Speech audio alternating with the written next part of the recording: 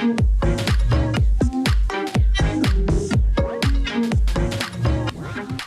Sobat Cuan, selamat datang di podcast Job Cuan bersama Trio Cuan.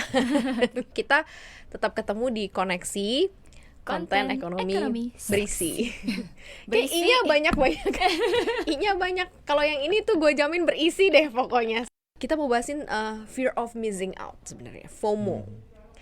FOMO-nya tapi di kripto. Nah, Sedap ini. Sedap. Karena sekarang trennya mungkin lagi up and down gitu ya. Kalau dulu kan saham turun karena larinya ke kripto.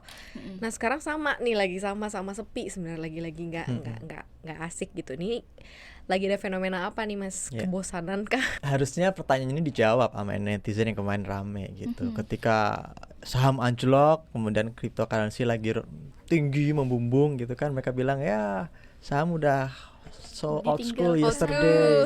Sekarang saatnya kripto gitu. Nah sekarang saham turun, kripto juga turun, terus mau ngapain gitu, mau bilang apa gitu. Jadi emang saya pikir oke, netizen atau biasanya kan milenial nih kebanyakan, mereka semangatnya itu lagi tinggi. Dan netizen itu emang mereka haus dengan experience gitu. Makanya ada istilah fear of missing out gitu. Ketika ada rame saham di tahun kemarin ya, atau deket-deket kuartal 3, kuartal 4 lah 2020, itu kan ada nih saham-saham tertentu ya, apalah BRIS, ANTM. Masuklah mereka itu pada retail nih, terutama para milenial. Ya itu fear of missing out. Khawatirnya akan terulang di kasus kripto gitu. Makanya CNBC Indonesia mengulas ini secara berimbang sebenarnya. Betul. Ketika kripto lagi naik, kita juga beritakan gokil, Bitcoin tembus bla bla bla bla. Sadis. Gitu kan. Ya mungkin bahasanya agak-agak lebay misalnya. Ya sudahlah, itu kan cuma judul lah, gitu ya. Tapi intinya kan lihat di kontennya gitu. Jangan kemudian berharap ini adalah aset yang selalu naik. Nah ini ada sikap delusional gitu yang harus kita hilangkan bersama-sama gitu. Jangan-jangan cryptocurrency ini bisa jadi beneran the future of currency, atau di sisi lain dia bisa jadi the next janda bolong gitu. Janda bolong mulai mahal ya? iya mahal kan? Mahal sesaat terus Langsung kayak nggak ada harganya karena janda-janda juga ya.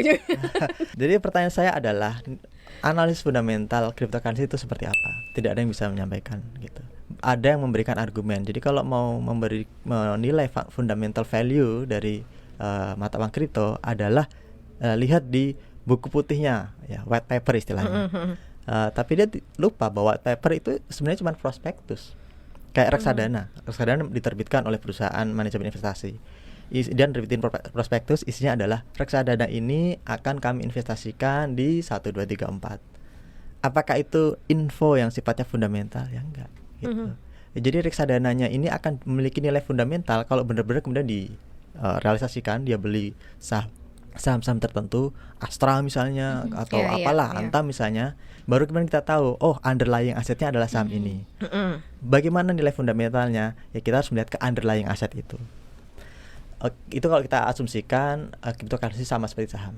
Tapi kalau kita asumsikan cryptocurrency, mata uang kripto, Bitcoin dan kawan-kawan itu seperti forex ya, seperti dolar dan sebagainya, maka pendekatan fundamental value-nya ya berbeda. Fundamental value-nya forex adalah apakah sebuah mata uang ini itu akan memiliki sentimen positif dari satu kebijakan ekonomi, atau dari kebijakan moneter, atau dari di luar itu, dolar itu juga ada faktor yang menggerakkannya, ini faktor sentimen, dan sentimen itu bukan lagi fundamental.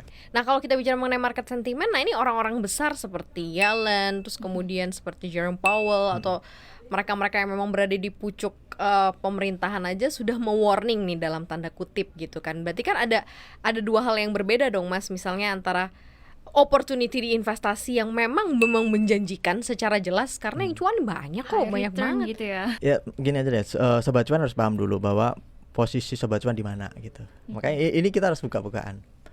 Biasanya di sebuah pasar yang baru gitu, pasar keuangan, instrumen keuangan, ada 3 jenis investor gitu ya. Investor yang sifatnya market maker, kemudian ada investor yang sifatnya ya orang yang sudah dedicated di situ. Kemudian yang ketiga itu yang joyrider. Joyrider itu baru pendatang baru dan ikut-ikutan, ekspektasinya tinggi gitu. Nah market maker kalau di sini dalam konteks cryptocurrency ya kita bicara Elon Musk, siapa lagi dan kawan-kawannya gitu ya. Kemudian kalau kita bicara siapa yang investor yang sifatnya passionate di situ sejak awal, dedicated di situ, ya mereka yang menambang Bitcoin sejak awal gitu dan udah tahu bahwa ini ke depan akan jadi boom gitu. Dan kemudian ketika yang joyrider, nah kita di mana gitu. Ya oke, kita harus sadar bahwa kita itu termasuk di investor yang joyrider. Berarti kalau yang FOMO ini ya, yang joyrider ini ya, yang fear of missing out, yang ketika mereka bilang, oh happy. Iya, yang kayak gitu ya. Yang berharap, oh ini lagi rame nih, ayo masuk, ayo. Ya, gitu. Bahayanya ketika misalkan masuk ke kripto ini karena FOMO tuh sebenarnya apa gitu kan ya. Nah, mau fundamental nggak ada. Adanya apa? Market sentiment. Jadi setiap kali ada kabar terus diserang Mas, nggak ada fundamental sih. Ada itu white paper tadi. Dibilang diserang lagi loh.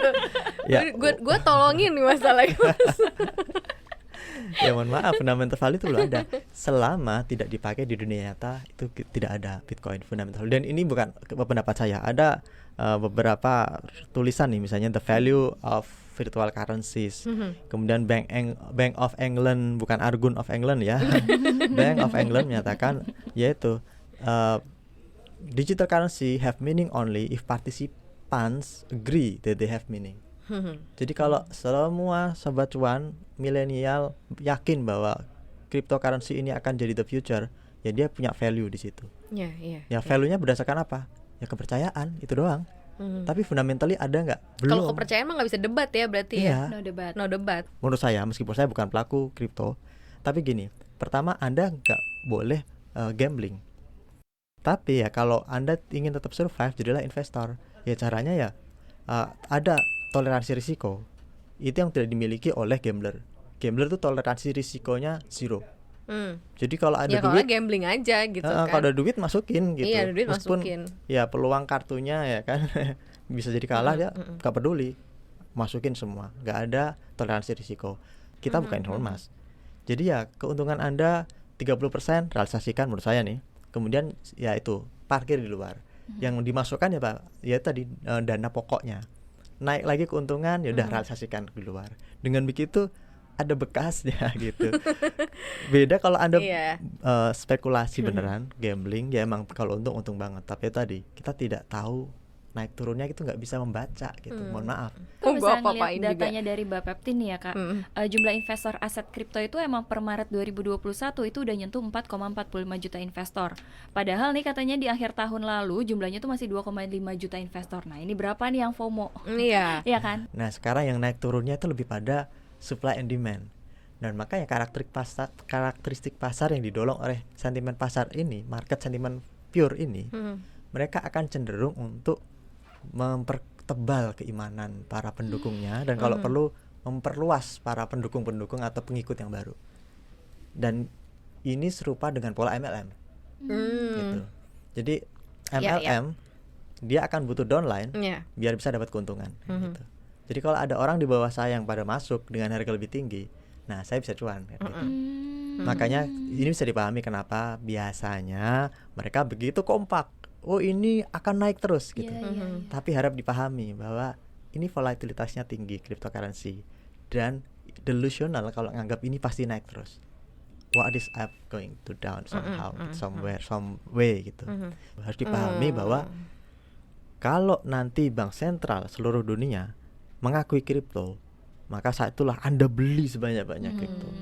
Nah ini mereka sebenarnya butuh nggak sih pengakuan, pengaturan gitu kan? Kayak di Indonesia kan beberapa kali juga bilang katanya mau ada bursa kripto lah, mau ada apalah gitu ya. Nah ini sebenarnya dibutuhkan atau nggak sih? Dan mereka ngerasa perlu nggak sih? Ini jangan-jangan malah justru merasa seneng karena bebas. Iya, kalau udah diatur-atur nih, gue ribet nih. Ntar abis ini diatur-atur nih. Iya, kalau memang mereka menikmati joyride yang sekarang naik turun nggak jelas dan mereka oke dengan itu, ya nggak masalah, emang karakteristiknya pas gitu. Tapi jangan kemudian berkata hal-hal yang tidak masuk akal, seperti misalnya oh ini sudah punya nilai fundamental padahal belum gitu, demi ngajak orang-orang baru gitu. White paper. White paper lagi. Jadi ada hal-hal yang nggak bisa istilahnya kayak kalau investasi di kripto iya karena fundamentalnya bagus, itu berarti nggak sesuai gitu. Nggak sesuai.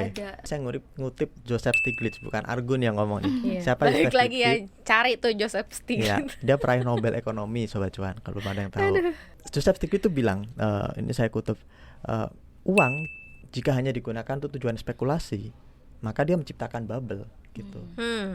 Jadi dia bicara soal by mata Joseph uang, Stiglitz, ya? Iya, by Joseph Stiglitz, mata uang secara umum. Jadi mau rupiah, mau dolar.